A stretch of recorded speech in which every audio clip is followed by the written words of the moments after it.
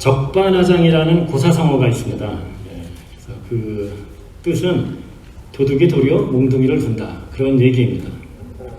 뭔가를 남에게 피해를 입히고 잘못한 사람이 오히려 사과를 하지 않고 화를 내거나 성을 낼 때 그런 표현을 씁니다. 속담으로 하면은 방귀 낀 놈이 성을 낸다, 그런 말이 될 것 같습니다. 신문 사회면에 보면은 이러한 적반하장의 일들을 우리가 종종 볼 수가 있습니다. 그냥 잘못했기 때문에 뭔가 잘못을 인정하면 좋을 것 같은데 오히려 더 화를 내거나 오히려 뒤집어 씌우려고 하는 그런 것들을 보는 경우가 있습니다.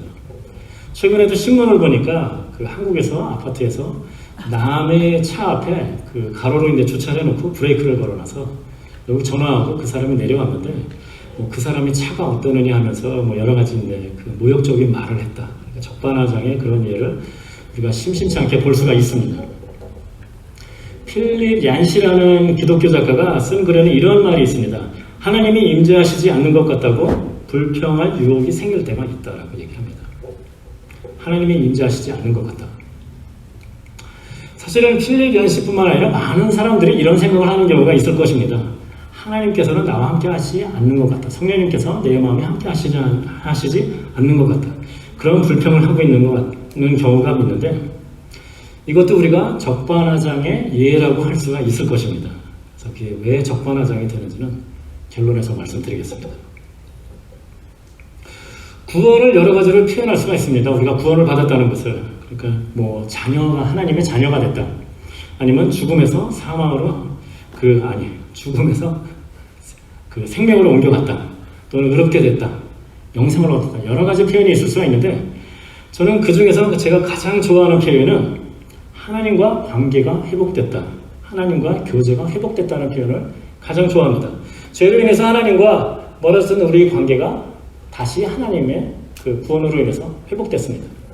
전능하신 하나님이 나의 아버지가 되시는 것입니다. 오늘 성령 강림 주일을 맞이해서 하나님께서는 어떻게 우리 인간과 함께 그리고 관계를 맺기를 원하시는지, 그리고 성령님이 어떤 분이신지, 그리고 또 여러분이 궁금해하실 왜 우리는 성령님이 함께 하시는 것을 느끼지 못하는지에 대해서 함께 생각해 보도록 하겠습니다. 사랑의 관계를 원하시는 하나님, 그 하나님께서는 첫 번째 우리 인간과 관계를 맺기를 원하십니다. 창조 이후에 지금까지 하나님께서는 우리와 관계를 맺기를 원하시는데 어떤 방법으로 함께 그 관계를 맺기를 원하시는지를 함께 생각해 보도록 하겠습니다. 하나님께서는 천지 만물을 창조하셨습니다. 모든 만물을 창조하셨지만 인간만은 하나님께서 특별하게 창조를 하셨습니다. 과정도 틀리지만 인간만이 하나님의 모양과 형상대로 창조를 하셨습니다. 그래서 창세기 1장 26절에 보면은 하나님이 이르시되 우리의 형상을 따라 우리의 모양대로 우리가 사람을 만들고 그들로 바다의 물고기와 하늘의 새와 각축과 온 땅과 땅에 기는 모든 것을 다스리게 하자 하시고 라고 말씀하셨습니다. 하나님께서는 온 우주를 창조하셨습니다. 그 창조주께서 이 세상을 다스려야 될 권한과 책임이 있으십니다. 그렇지만 하나님께서는 인간을 특별하게 하나님과 모양과 형상대로 창조하시고서 인간을 대리자로 세우셨습니다. 그 인간이 발명전에 읽은 것처럼 여러 가지 다른 피조물들을 함께 다스리라라고 그렇게 얘기를 하셨습니다. 물론 인간이 능력이 부족하기 때문에 인간의 능력만으로는 안 되죠. 하나님과 관계를 맺으면서 하나님이 주시는 능력과 힘으로써 함께 이 세상을 돌봐야 되는 것입니다.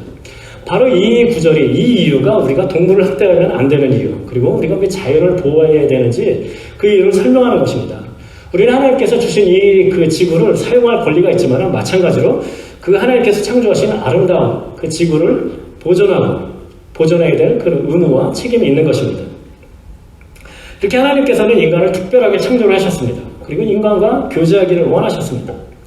그것은 하나님께서 심심하시다거나 뭔가 아쉬움이 있어서 그러시는 것은 전혀 아닙니다.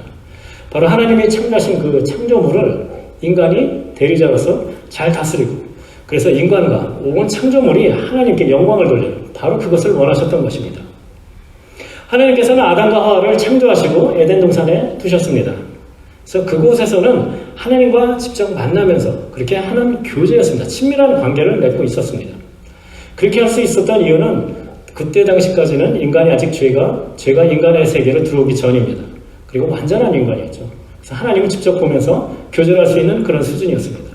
그렇지만 인간은 뱀 그리고 사탄의 그 유혹으로 인해서 결국 선악과를 먹고 죄를 짓게 되었습니다. 죄를 지은 인간은 에덴 동산으로부터 쫓겨나게 됐습니다. 그렇지만 하나님께서는 계속 인간과 관계를 맺기를 원하셨습니다. 그래서 어떤 의로운 사람들 또는 아니면 하나님이 선택한 사람들과 계속 관계를 맺으셨습니다.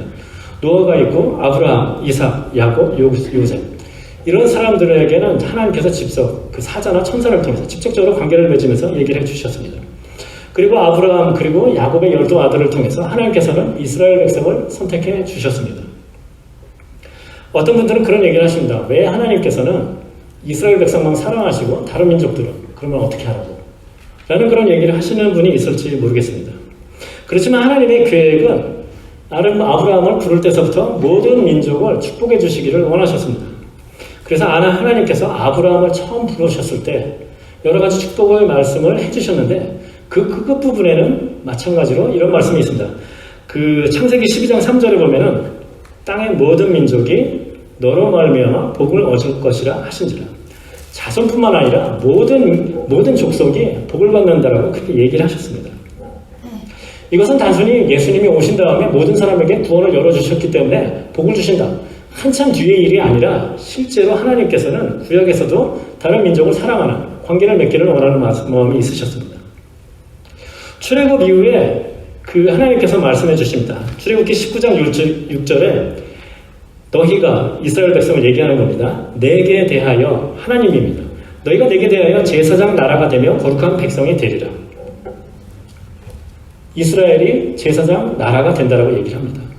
제사장이 하는 일을 여러 가지로 표현할 수 있겠지만 기본적으로는 하나님과 인간 사이의 어떤 그 다리 역할, 가교 역할을 하는 것입니다. 제사장이 나라가 된다는 것은 결국 이스라엘 백성이 하나님과 다른 모든 민족 간의 어떤 가교, 다리 역할을 함으로써 하나님의 축복이 이스라엘을 통해서 흘러갈 수 있도록 하게끔 하는 것이 하나님의 뜻입니다.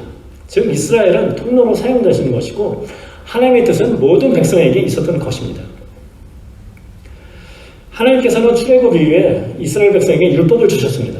지금 저희가 그 내용들을 보면 많은 내용이 이상하다라고 어떻게 사랑의 하나님이 그런 내용이 있을지 모르겠지만은 우리는 지금 그 율법을 3,500년 전에 중동 땅의 기준으로 생각을 해봐야 됩니다. 그때를 기준으로 하면은 하나님께서 주신 율법은 굉장히 높은 수준의 도덕성을 요구하는 것이었습니다. 전쟁포로나 고아나 과부 또는 노예라든가 아니면 빚을 진 사람들은 어떻게 그 7년마다 청산을 해준다든가 그런 내용들은 사실은 당시를 기준으로 하면 굉장히 높은 수준의 그 도덕성을 요구하는 것이었습니다. 하나님께서 이스라엘을 다른 민족의 통로로 해주신 이유는 이스라엘 백성이 그 율법을 받은 백성으로서 그 율법을 지키고 하나님을 공경하면서 살았을 때 당연히 하나님께서 축복도 많이 해주셨습니다. 다른 여러 민족들이 봤을 때 이 민족들은 왜 이렇게 도덕성도 높고 왜 이렇게 축복을 해주시지? 그거를 이제 보면은 뒤에는 하나님이 계십니다. 그러면 그런 생각을 합니다. 그러면 이 사람들이 이렇게 높은 도덕성을 가지고 있고 축복을 받는 그 이유는 하나님인데 그럼 그 하나님을 알고 싶다, 믿고 싶다. 그렇게 함으로써 다른 민족들도 그 하나님께로 돌아올 수 있게 하는 것이 하나님의 뜻이었습니다. 물론 여러분들 아시다시피 이스라엘은 그 과정을 잘 지키지는 못했습니다. 하나님께서는 이렇게 이스라엘 백성을 통로로 해서 모든 백성을 함께 그리고 축복해 주시기를 원하셨습니다. 하나님께서는 출애굽 이후에 그 이스라엘 백성에게 성막을 지으라고 명령해 주셨습니다. 그 성막이라는 것은 그 제사적인 기능이 있지만은 의미적으로는 하나님의 집인 것입니다. 그래서 성소에는 보면 빵이 있고 등불이 있고 향이 있고 그것들이 필요한 것은 무엇입니까? 사람이 사는데 필요한 것입니다. 즉 그곳에는 누군가 산다라는 것을 얘기합니다. 즉 하나님이 사시는 집이라는 것을 나타내는 것입니다. 지성소에 있는 많은 장식들도 마찬가지로 하나님이 그곳에 임재하시는 장소라는 것을 나타냅니다. 그리고 그 성막은 이스라엘의 진의 한가운데 있었습니다. 하나님의 집이 이스라엘의 진의 한가운데 있었다. 하나님이 이스라엘과 함께 사시는 것이었습니다. 하나님께서는 이렇게 함께 사시는 것을 원하셨습니다. 그리고 더 나아가서는 인간이 하나님과 교제할 수 있도록 죄를 지은 인간이 에덴 동산에서 쫓겨났습니다. 죄를 지은 인간이 하나님을 직접 뵈면서 그 관계를 맺을 수가 없습니다. 그래서 레위기에 나오는 여러 가지 제사법들이 있는데 그런 것들은 어떻게 우리가 죄를 회개하고 하나님과 관계를 회복할 수 있는지, 하나님과 교제할 수 있는지 그 방법들을 나타내는 것입니다. 어떻게 보면 왜 동물을 그렇게 잡나라고 하지만 그게 하나님과 교제할 수 있는 축복의 방법이 되는 것입니다. 그 후에 이제 솔로몬 시대에 이제 성전이 지어졌는데 성전도 마찬가지로 성막과 같은 의미입니다. 하나님께서는 성전을 통해서 이스라엘 그리고 온 백성과 그 온 민족과 함께 하시기를 원하시는 그런 마음이 있으셨습니다. 그렇지만 이스라엘은 결국은 그 하나님의 여러 가지 경고에도 불구하고 끝끝내 죄를 짓고 결국은 망하게 되었습니다. 성전이 무너졌습니다. 그래서 에스겔서 10장에 보면은 여호와의 영이 그 하나님의 전을 떠났다라는 그런 얘기가 있습니다. 그래서 말라기 선지자 이후에 400년 동안 침묵의 기간이 있습니다. 성전은 무너지고 하나님께서는 더 이상 선지자들을 보내지 않으셨습니다.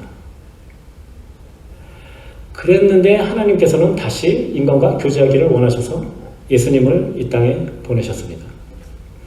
하나님이신 예수님께서 직접 인간의 몸을 입고 이 땅에 오셨습니다. 그래서 직접 사람들과 그 식사를 하시고 교제를 하시고 가르치시면서 그리고 우리에게 죄사함 그리고 구원의 길을 마련해 주셨습니다.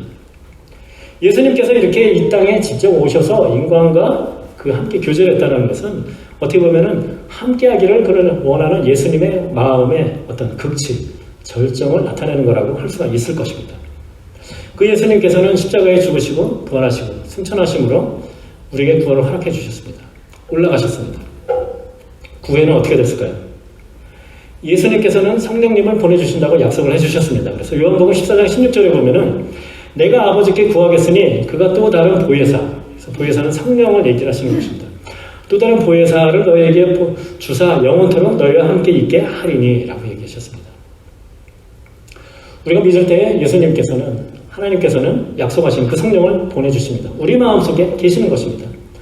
한 사람도 믿는 사람이라면 성령님이 함께 하시지 않는 사람은 없습니다. 그래서 요마서 8장 9절에 보면은 누구든지 그리스도의 영, 성령을 얘기를 합니다. 그리스도의 영이 없으면은 그리스도의 사람이 아니다라고 얘기를 합니다. 즉 그리스도의 사람, 하나님을 믿는 사람은 다 성령이 있다라고 얘기를 하는 것입니다. 여태까지 하나님께서는 어떻게 그렇게 친밀하게 우리와 관계를 맺기를 원하시는가를 알아봤는데 하나님께서는 지금 이 순간에도 여러분과 함께 성령님을 통해서 여러분 마음속에 있는 성령님을 통해서 관계를 맺기를 원하십니다. 그래서 여러분이 그 성령님이 여러분 마음 가운데 있다는 것을 믿고 그리고 따르는 그런 여러분이 되시기를 주님의 이름으로 축복합니다. 자, 두 번째 우리가 그 사랑의 관계를 원하시는 하나님을 볼 때 먼저는 우리가 성령님이 우리 가운데 있다라고 그러는데 그 성령님이 어떤 분이신지를 우리가 알아야 될 것 같습니다. 그래서 그래야만 이제 바른 관계도 맺을 수 있을 텐데 그 성령님이 어떤 분이신지 함께 알아보도록 하겠습니다. 여러분이 잘 아는 것처럼 삼위일체 그 세 분의 하나님 중에 한 분이다라고 얘기를 합니다. 사실 삼위일체라는 단어는 성경에는 나와 있지가 않습니다. 그리고 더 나아가서는 이렇게 성령 하나님, 성부 하나님, 성자 하나님, 성령 하나님이다라고 이렇게 설명하는 그런 구체적으로 나와 있는 그런 구절도 사실은 없습니다. 사실은 그래서 성령님은 그 기독교 역사에서 가장 오랫동안 그렇게 잊혀지고 또는 오해를 받는 그런 하나님의 한 그 위격이라고 생각할 수가 있습니다. 많은 사람들이 그렇게 얘기합니다. 성령님은 실체가 없는 분이다. 다만 어떤 하나님의 능력, 하나님의 어떤 힘, 그런 것들을 의인화하는 그런 모습일 뿐이다. 어떤 인격적인 존재가 아니라고 얘기를 하는 것이죠. 그렇지만 성경에 있는 많은 구절들이 성령님께서도 인격적인 그런 존재다라고 얘기를 하는 것들이 많이 있습니다. 즉 지성, 감정, 의지, 지정의가 있는 분이십니다. 단순히 하나님의 힘이나 그 능력이 의인화된 것이 아닙니다. 그리고 성경의 많은 저자들은 성령님에 대해서 인칭대명사를 통해서 부르고 있습니다. 인칭대명사, 즉 인격적인 존재라고 얘기를 하고 있는 것입니다. 성령님께서는 하나님과 마찬가지로 그 다른 피조물이 갖고 있지 않는 그런 능력을 갖고 계십니다. 전지성, 모든 것을 아십니다. 과거, 현재, 미래까지. 그리고 편재성, 어느 곳에도 계시는 분이십니다. 그리고 성령님께서는 창조에도 관련을 하셨습니다. 즉 전능하신 분이십니다. 즉 하나님과 동등한 권위와 능력이 있으신 그런 분이십니다. 그러면서도 성경에서는 또 성령님을 전혀 다른 분처럼 그렇게 설명하는 것이 있습니다. 한 분 하나님이신데 결국 성령님은 또 하나님과는 다른 분이다라고 그렇게 얘기를 하고 있습니다. 그래서 사도행전 5장에 보면은 아나니아와 삽비라 결국 땅을 파는 돈을 일부분을 숨겼기 때문에 하나님 앞에 이제 죄를 짓는 상황이 되는데, 그때 보면은 5장 3절에 보면은 성령을 속인고다라고 얘기를 하고 있고, 4절에는 보면은 하나님께 거짓말했다라고 얘기를 하고 있습니다. 즉 하나님과 성령님은 동일한 분으로서 각각 이제 거짓말했다라고 그렇게 이제 얘기하는 것이 나오는 겁니다. 성령님은 하나님은 성부 성자 성령님은 한 분이시지만은 서로 다른 유격을 가진 다른 분이신 것입니다. 역사적으로 이것을 어떻게 인간이 가지고 있는 지혜로 설명하려는 노력이 많이 있었지만은 제가 보기에는 어떠한 것도 그 예를 들면서 하는 것이 성공하는 것이 없는 것 같습니다. 인간의 제한된 지혜로 하나님의 그 높고 크신 뜻을 안다는 것이 어쩌면 불가능하기 때문에 그런지도 모르겠습니다. 성령님의 역할을 보면은 당연히 우리가 믿을 때 우리의 죄를 깨닫게 하시고, 그러므로서 우리가 구원에 이르도록 해 주십니다. 그리고 우리가 믿음을 가진 이후에는 우리가 하나님의 말씀을 깨달을 수 있도록 그렇게 해 주십니다. 그래서 요한복음 16장 13절에 보면은 진리의 성령이 오시면은 그가 너희를 모든 진리 가운데로 인도하시리니 라고 얘기를 합니다. 진리의 성령께서 오시면은 진리 가운데로 인도하신다. 진리는 하나님 가운데서 우리가 발견할 수가 있습니다. 그리고 그것을 구체적으로는 성경 가운데서 발견할 수가 있죠. 즉 진리 가운데로 인도한다는 것은 우리가 성경을 읽을 때 그 성경의 뜻을 알 수 있게 깨닫게 해주신다는 그런 뜻입니다.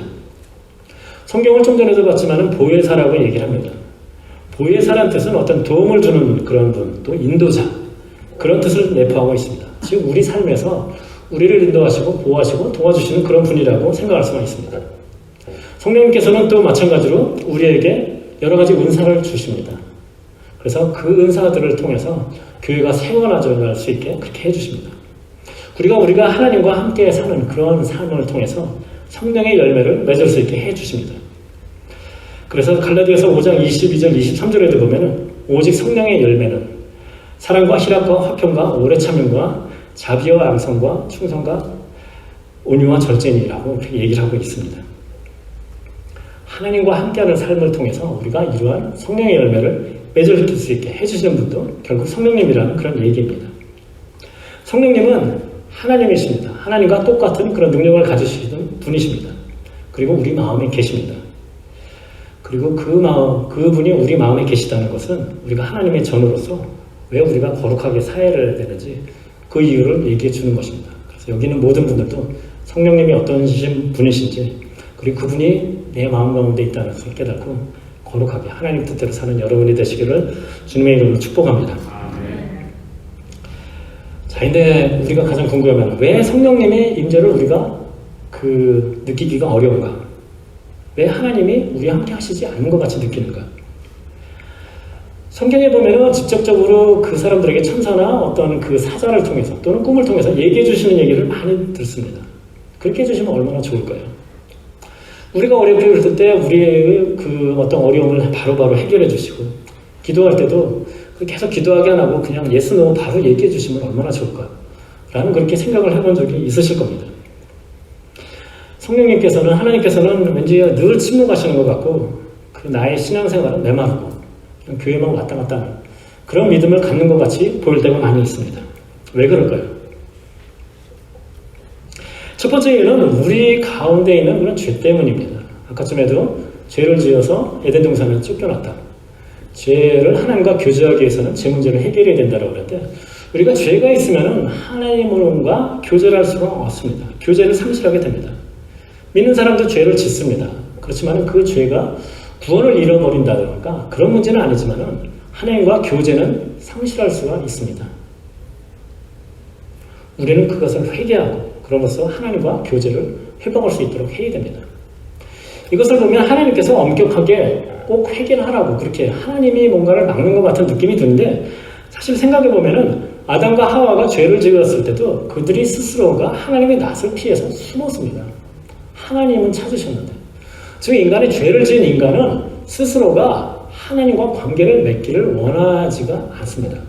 여러 가지 미안한 마음이 들 수도 있고, 미안하다니까 좀 표현이 그런가요? 죄송한 마음도 있고, 그러니까 인간 스스로가 사실은 하나님으로부터 멀어지는 그런 마음이 갖게 됩니다. 죄를 갖고 있을 때는.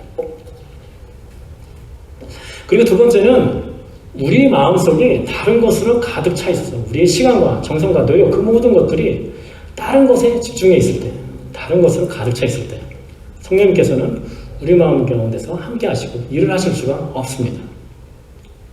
시인과 촌장의 하덕규라는 분이 있습니다. 그분이 지금 목사님이 되셨는데 그분이 1988년에 쓰는 곡 중에 가시나무라는 그 곡이 있습니다. 그 곡에 보면은 당신이라는 얘기가 나오는데 그것을 많은 사람들은 이제 어떤 연인을 나타내는 거다라고 하는데 그분이 쓸 때는 그 당신은 하나님을 나타내는 것입니다. 그래서 그 노래는 이렇게 시작을 합니다. 내 속엔 내가 너무도 많아 당신의 쉴 것 없네. 이 노래의 가사들을 보면은 그 인간이 죄악의 상태에서 그리고 인간이 다른 것들로 가득 차 있기 때문에 하나님을 만날 수, 느낄 수가 없다라는 그런 애절하게 그렇게 곡조로 이렇게 얘기하는 건데 바로 그렇습니다. 우리가 죄를 지었기 때문에 또는 우리 마음속이 다른 것으로 가득 찼기 때문에 우리가 하나님의 임재를 느끼지 못하는 것입니다. 어떤 분은 그런 생각을 하실 것입니다. 전능하신 하나님께서 우리에게 좀 강제로라도 우리가 하나님을 그렇게 좀 따르게 해주시면 좋지 않을까 라는 그런 생각을 해보신 적이 있으실 겁니다. 그렇지만은 제가 장담합니다. 여러분은 그런 관계를 원하지 않으실 겁니다. 저도 원하지 않습니다. 생각을 해보세요. 여러분이 좋아하는 드라마가 있습니다. 그걸 딱 보려고 켰는데 갑자기 파워가 꺼집니다. 그리고 강제로 성경을 읽을 수밖에 없는 그런 상황이 만듭니다. 하나님께서는 그렇게 하실 수 있습니다. 그걸 원하세요? 저는 좀 원하지 않습니다. 솔직히. 하나님은 그런 관계를 원하시지 않습니다. 그렇다고 하나님께서 우리를 방임하는 그런 것은 아닙니다. 하나님께서는 끊임없이 우리에게 얘기를 해주십니다. 우리 양심을 통해서 그리고 우리 주위에서 여러 가지 사람을 통해서 사건을 통해서 우리에게 끊임없이 얘기를 해주십니다. 깨달으라고. 그렇지만은 많은 경우에 우리는 그러한 목소리를 우리가 거부하는 경우가 많이 있습니다. 사랑의 관계를 원한다고 얘기를 했는데 하나님께서는 사랑의 관계는 강제를 하지 않습니다. 강요를 하지를 않습니다. 그냥 옆자리에서 지켜보면서 때로는 그 잘못된 길을 봤을 때 조언해주고 그 잘못된 길로 안 가도록 이렇게 인도해주는 것이 사랑의 관계입니다. 바로 하나님께서 성령님께서 하시는 것이 우리에게 하시는 것이 바로 그런 일인 것입니다. 하나님께서 우리에게 자유의지를 주신 것은 우리가 정말로 우리가 원해서 하나님과 사랑의 관계를 맺기를 원한지를 알기를 원하셨기 때문입니다. 하나님의 이 사랑의 목소리를 무시했던 이스라엘 백성은 결국 멸망할 수밖에 없었습니다. 우리 삶에서도 마찬가지입니다. 우리가 만약 하나님께서 우리에게 주시는 여러 가지 그런 경고, 사랑의 메시지를 만약 무시한다고 하면 하나님께서는 어쩌면 좀 더 그 심한 방법으로 고통이라는 방법을 통해서 우리에게 깨달으라고 해주실지도 모르겠습니다. 그것은 하나님께서 우리를 살아가는 방법인 것입니다. 그리고 우리를 연단하는 그런 방법이 될 것입니다. 우리가 십자가를 믿고 구원을 받는 것이 끝이 아닙니다. 우리는 계속적으로 하나님과 그 사랑의 관계를 맺으면서 우리는 믿음이 자라나가야 되는 것입니다. 우리가 하나님의 임재를, 성령님의 임재를 느끼지 못하는 것은 내 책임인 것입니다. 바로 내 죄 때문에, 그리고 내 마음속에 다른 세상적인 것들로 가득 차 있기 때문에 그런 것입니다. 그래서 여기 있는 모든 분들도 성령님이 어떤 분이시고 어떻게 우리와 함께 하시기를 원하시는지를 깨닫고 죄가 아닌 그런 거룩한 삶을 사시는 여러분이 되시기를 원합니다. 자, 그럼 좀 더 구체적으로 그 내용을 알겠는데 그러면 어떻게? 라고가 이제 얘기가 될 수가 있겠죠. 우리는 그 예를 아마 그 사도행전에 나오는 초대교회를 통해서 바라볼 수가 있을 것입니다. 초대교회는 그 오술전 성령 사건 이후에 성령이 함께 하시는, 성령의 인도함을 받는 그런 교회였습니다. 바로 그럼 그 사람들이 어떤 일을 했기 때문에 그렇게 됐을까요? 사도행전 2장 42절에 보면은 그들이 사도의 가르침을 받아 서로 교제하고 떡을 떼며 오늘 오로지 기도하기를 힘쓰니. 사도의 가르침을 받아, 즉 성경, 하나님의 말씀을 알기를 힘썼습니다. 교제하기를 힘썼습니다. 그리고 기도하기에 힘썼습니다. 말씀, 기도, 교제를 통해서 성령이 인도하는 그런 교회가 됐었고요. 그걸 통해서 정말 많은 능력 있는 일을 한 그런 교회였습니다. 하나님께서는, 성령님께서는 우리가 성경을 읽을 때 우리를 깨닫게 해주십니다. 좀 전에 했지만. 그리고 성경이 우리가 같은 구절이지만 여러분들이 그 경험해 보신 분들은 알겠지만 다시 읽을 때마다 다른 은혜를 주시고 다른 말씀을 주십니다. 그것이 결국은 우리를 깨닫게 해주는 그런 성령님의 능력이 되는 것입니다. 당연히 기도를 통해서 우리는 하나님의 임재를 경험할 수가 있습니다. 여기서는 어떤 교단처럼 무슨 열렬하게 기도해서 그러니까 방언을 해서라든 그런 의미가 아니라 기도의 목적이 무엇입니까? 하나님과의 대화입니다. 관계를 맺기는 것입니다. 바로 그것을 통해서 우리가 그 하나님의 임재를 경험할 수가 있습니다. 교제라는 측면은 사실 성찬식이라는 의미가 있지만은 여기서 강조하고 싶은 것은 어떤 성도 간의 교제입니다. 단순히 뭐 밥을 같이 먹는다든가 그런 것을 떠나서 사랑의 공동체가 돼야 되는 것입니다. 그래서 서로를 위해서 기대하고 기도하고 섬기고 여러분이 초대교회의 모습을 많이 볼 수가 있을 것입니다. 자기 것들을 나누면서 그렇게 사랑의 모습들을 나타냈습니다. 그리고 그것이 교회 안에뿐만 아니라 교회 밖에까지 퍼짐으로써 정말 많은 사람들이 좀 전에 얘기한 것처럼 정말 이 사람들은 왜 이러는가, 그 하나님을 알고 싶다, 그런 마음으로 점점 더 믿는 사람들이 늘어나는 그런 교회였습니다.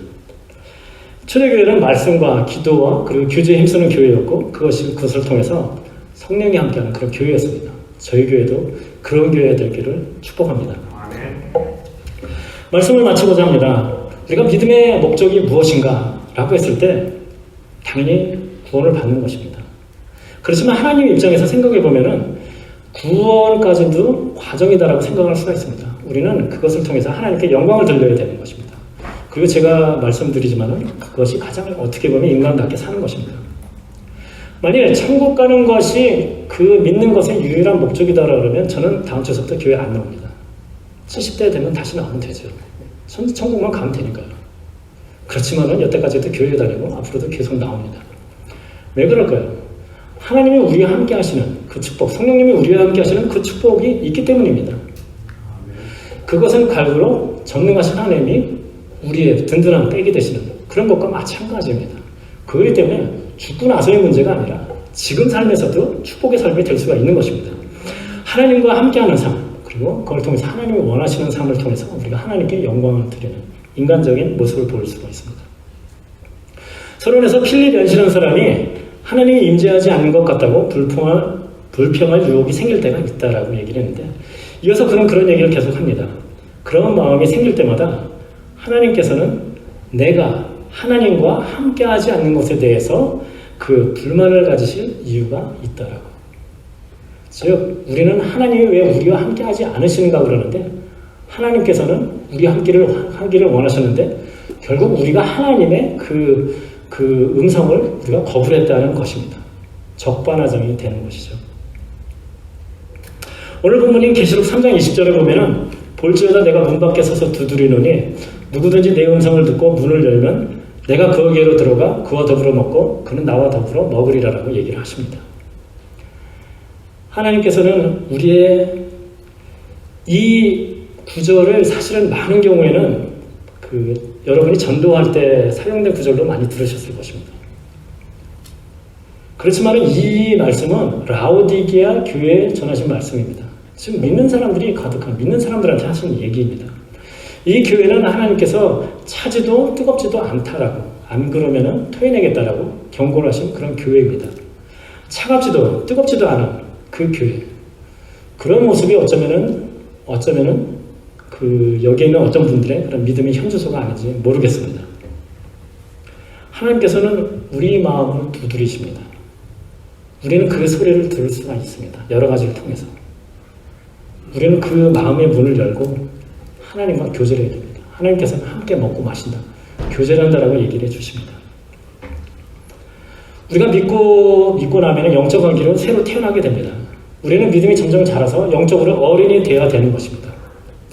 하나님께서는 그 믿음 이후에 우리와 사랑의 관계를 맺으면서 우리가 믿음이 성장하고 자라고 고통이 있을 때 함께 울고 기쁨이 있을 때 함께 즐거워하고 그런 모든 것들을 함께 나누시기를 원하십니다. 그래서 우리가 영적으로 성장을 하고 그런 사랑의 관계를 맺기를 원하십니다. 우리가 주일날 11시부터 12시까지 1시간 예배를 드리는 것 어떤 분 같으면 그 1시간도 다른 것들에 마음이 있는 분들이 있을지 모르겠습니다. 그 1시간을 우리가 예배를 드리는 걸 가지고서 왜 하나님께서 성령님께서 나와 함께 하시지 않는다라고 불평한다라면 적반하장이 되는 것입니다. 성령이 함께한 초대교회는 말씀에 힘쓰고 기도에 힘쓰고 교제에 힘쓰는 그런 교회였습니다. 그걸 통해서 성령이 인도하시는 그런 교회가 됐었습니다. 우리 유타 한인장로교회도 마찬가지로 말씀에 기도에 그리고 교제에 힘쓰는 교회로서 성령이 함께 하시는 그런 축복된 교회가 되기를 원합니다. 토조라는 신학자는 이렇게 얘기했습니다. 성령은 우리가 내어드리는 만큼 우리 삶에 들어오신다. 우리가 성령 충만에 대해서 얘기할 수 있고 성령이 들어오십시오라고 얘기할 수 있지만은 내가 만일 내 마음을 내어드리지 않는다면 성령님께서는 내 안에 거의 함께 하실 수가 없다라고. 성령님이 함께하는 그런 축복된 삶을 원하십니까? 만약 그렇다면 여러분에게는 스스로에게 다시 질문을 하셔야 됩니다. 정말로 여러분의 삶과 여러분의 마음을 성령님께 내어드릴 준비가 되어 있습니까? 기도하시겠습니다.